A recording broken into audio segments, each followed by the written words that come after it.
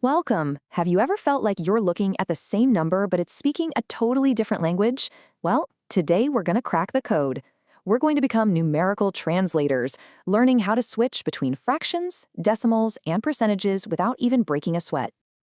All right, let's just jump right in with a little challenge. Which one of these is bigger, 2/3 or 65%? Now, just looking at them, it's not super obvious, right? But stick with me here, because by the end of this, you'll be able to solve this kind of thing in your head. No problem at all. So the secret to that whole puzzle comes down to this one simple but really powerful idea. See, fractions, decimals, and percentages, they aren't actually different things. They're just different outfits for the exact same value. One might be wearing a suit, another one jeans, but underneath it all, it's the very same number. Okay, so to compare all these different outfits, we need a common language, right? A universal translator. And in the world of numbers, the most useful one, hands down, is decimals. So we're going to call this our decimal hub. It's the central point where all these numbers can meet up and we can see how they really stack up against each other. The first translation is by far the easiest. Going from a percentage to a decimal, you just divide by 100. That's it. So 32% becomes 0.32. And going the other way, from a decimal back to a percentage, you just do the opposite. Multiply by 100. So 0.35 becomes 35%. It's really just about sliding that decimal point 2 spots. Now check this out. There's a really neat rule for turning a decimal into a fraction. You just look at the number of digits after the decimal point, and that tells you exactly what the bottom of your fraction needs to be. Is there one decimal place? Put it over 10. 2 places? Put it over 100. You get the idea. So let's take a number like, say, 0.513. We just count the places after the decimal. That's 1, 2, 3. That tells us we write 513 over a 1 with 3 zeros after it. 1,000. It's such a simple, beautiful system, isn't it? And this brings us to the most important conversion of all, getting a fraction into our decimal hub. You have to remember, that little line in a fraction, it literally just means divide. So to turn any fraction into a decimal, all you do is divide the top number by the bottom number. If you're ever stuck, that's your ticket out. But what happens when that division just never stops? Well, this takes us into the very strange and wonderful world of recurring decimals. You know, those numbers with a repeating pattern that just goes on and on and on forever. A number like 0.333 or 0.121212, we call that a recurring decimal. And that little dot above the number tells us which part repeats infinitely.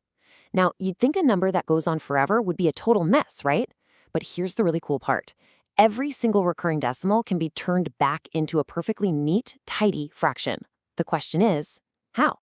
I know, this might look like scary algebra, but trust me, it's really just a clever trick. The whole goal here is to create two equations where that infinitely repeating tail is exactly the same. Because if we can do that, we can subtract one from the other, and poof, the infinite part just vanishes. It's like we're trapping a ghost. Let's see this trick in action with 0.35 repeating. First, we'll call our number x. Now, since 2 digits are repeating, we multiply it by 100. That shifts the decimal 2 places over. And look at that. The repeating 35 part now lines up perfectly. So here's the magic moment.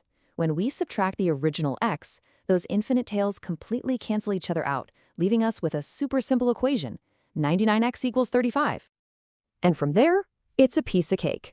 We just solve for x, and what do we find? That our infinitely repeating decimal, 0.353535, is exactly the same as the fraction 35 over 99.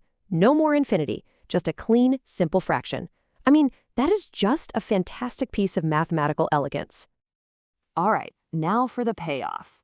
We've learned all these cool translation skills, so let's put them to work and see how this knowledge lets us tackle a classic problem, putting a whole mixed bag of numbers into the right order. So here's our challenge. We've got a decimal, a fraction, a square root, a percentage, and even a negative power. It's a real jumble of different number languages, and trying to compare them directly, well, it's pretty much impossible. And this is exactly where our strategy comes into play. And here it is, the golden rule, the single most important strategy for a problem like this. If you are ever in doubt, convert everything to the same language. And what's our universal language? That's right, the decimal hub. Okay, let's do the translations. 0.31, well, it's already a decimal, so that's easy. 2/3, that's just 2 divided by 3, which gives us 0.666 repeating. The square root of 0.09 is 0.3.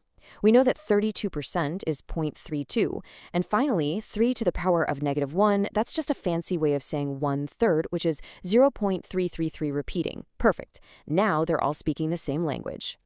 Now, for the next step, which is so simple but so powerful, we get organized.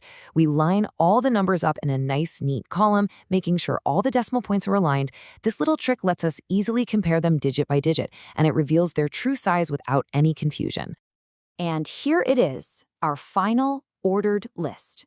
Once we've arranged the decimals from smallest to largest, the very last step is to translate them back into their original outfits for the final answer.